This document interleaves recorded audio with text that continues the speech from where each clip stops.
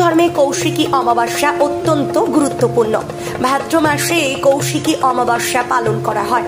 আর আজ দিনভর কৌশিকী অমাবস্যায় আরাধনা চলছে তারা মায়ের সকল পীঠ ও মন্দিরগুলিতে।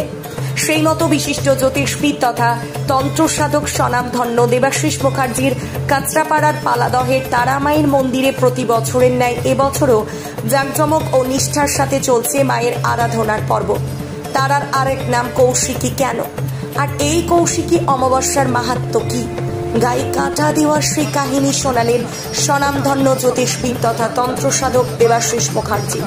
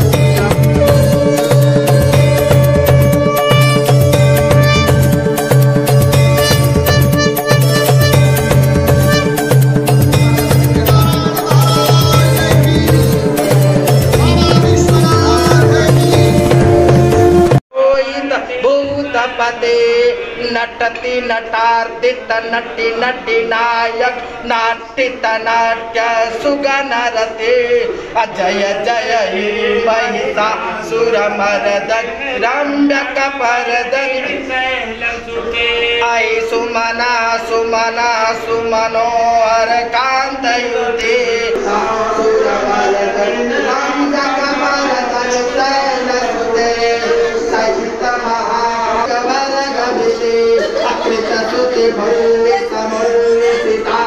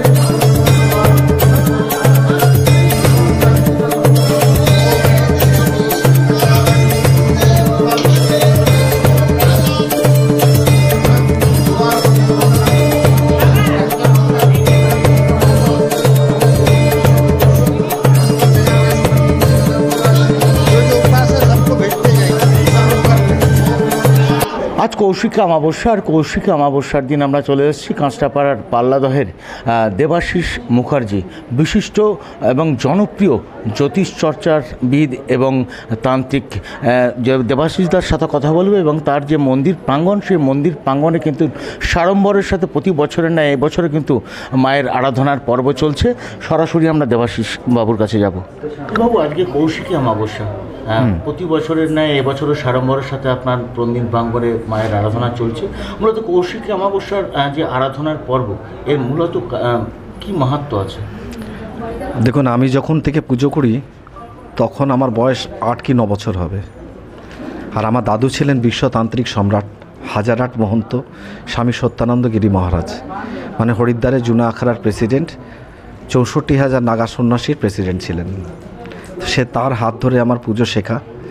আজকের দিনে কিন্তু তারাপীঠে প্রচুর ভিড়, কিন্তু তারাপীঠে কি আপনি কাউকে জিজ্ঞেস করুন যে কৌশিকী অমাবস্যার মাহাত্ম্য কী, কেউ বলবে আজকের দিনে সাধক বামাখ্যাপাকে মা দর্শন দিয়েছিল, আবার কেউ বলবে কানে হাত দিন, একটা আওয়াজ পাবেন যে ওখানে রাবণে চিতা জ্বলছে, এই জন্য মাহাত্ম্য।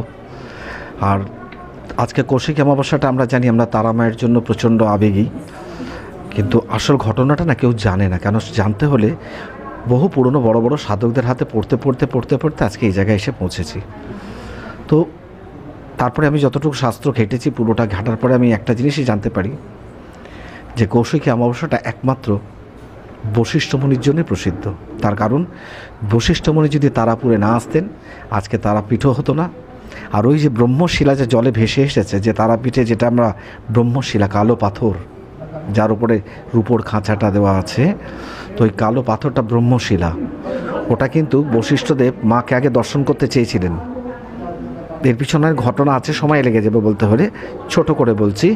কেন বশিষ্ঠদেব মাকে দর্শন করতে চেয়েছিলেন, মা এসেছিলেন পেট মোটা, এক হাতে রক্তের বাটি, এক হাতে নরমুণ্ড নিয়ে। তো বশিষ্ঠ দেখে মুখ ঘুরিয়ে ফেলেছিলেন, বলেছিলেন বৌদ্ধরূপী জনার্দনের কাছে এই সাধনা শিখে আমি আসিনি যে আমি এই রূপ দর্শন করব, এই রূপ আমি চাইনি। আমি মাতৃ সন্তানের সান্নিধ্য, যে মাতৃ সন্তানের আবদ্ধর একটা রূপ, সেই রূপটা আমি চেয়েছিলাম। তখন বলেছিল তুমি আবার সাধনা করো। তখন বশিষ্ঠদেব যখন জলে স্নান করে সকালবেলা ব্রহ্মশিলাটা পেলেন, আজকে ওই ব্রহ্মশিলা দর্শন করতে কিন্তু আমরা হাজার হাজার মানুষ তারাপীঠে যাই। আজকের দিনেই কিন্তু ব্রহ্মশিলাটা উদ্ঘাটিত হয়েছিল দ্বারকা নদী থেকে। সুতরাং সে ব্রহ্মশিলার জন্যই কিন্তু আজকে তারাপীঠ। আজকে আমরা এই কারণে কিন্তু মা তারাকে এতটা মানি। আর বাকি যেগুলো আছে এগুলো সব গুজব কথা। মানে মূলত এইটাই কারণ বশিষ্ঠদেবকে মা দর্শন দিয়েছিলেন কোন রূপে আপনারা হয়তো দেখে থাকবেন। ব্রহ্মশিলার রূপ হচ্ছে সন্তান, মা সন্তানকে দুগ্ধ পান করাচ্ছে। এটা কোথায় আমরা দেখেছিলাম? আমরা দেখেছিলাম সমুদ্র মন্থন যখন হয়েছিল, দেবাদিদেব মহাদেব যখন বিষ হরণ করেছিলেন, মা কিন্তু স্বয়ং কোলে নিয়ে সন্তানের মতো ওকে দুগ্ধ পান করিয়ে বিষটাকে নামিয়েছিলেন। ঠিক সেই রূপটা যেটা বশিষ্ঠদেব চেয়েছিলেন, মার সন্তানের রূপ, ব্রহ্মশিলাটাও সেই রূপে এসে পরিণত হয়েছে। আজকে এই জন্য আজকের দিনে মা তারা ওই দিনকে উদ্যাপন হয়েছেন তারাপীঠে, এই জন্যই তারাপীঠ। পূজার পর্ব তো চলছে, আর কি কি থাকছে? পূজার পর্ব বলতে পুজো, ষোড়শ বছরের পুজো তো, মানে মায়ের রাতে অন্নকূট হবে। তারপরে প্রথম হলো আমাদের রুদ্রাভিষেক দেবাদিদেব মহাদেবের হয়, গণেশের পুজো শেষ হয়েছে। এবার মায়ের এখানে প্রথম একটু যেমন সন্ধ্যা আরতি আমরা করি, এখানে মায়ের আরতি অঘড়ি পন্থে। কেন আমরা যে পন্থী সেটা হচ্ছে অঘড়ি পন্থা। তো অঘড়ি পন্থা মানে মুন্ডমালার মধ্যে, মুন্ডমালা যেটা থাকে আর কি, যে মালাগুলো পড়ে আছি দেখতে পাচ্ছ সব, এগুলো সব মুন্ড মানে নর অস্থির, মানুষের অস্থির মালা এগুলো।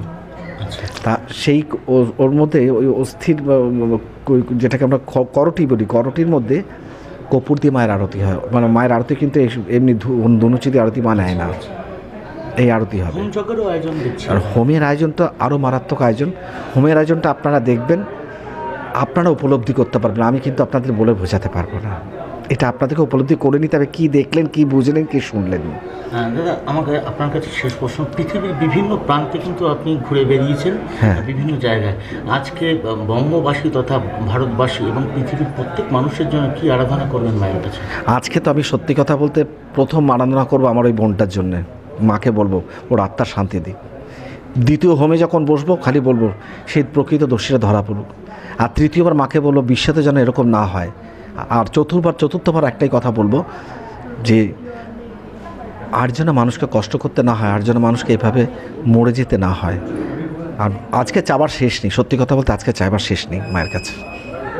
ডিজিটাল ক্লাসরুমে অডিও ভিজুয়াল পদ্ধতিতে খেলাধুলা, গল্প, কবিতা, নাচ, গানের মাধ্যমে আপনার শিশুর মনের সফল বিকাশ ঘটাতে Naihati mothers lab co education English medium school 7/B Bijaynagar, Naihati.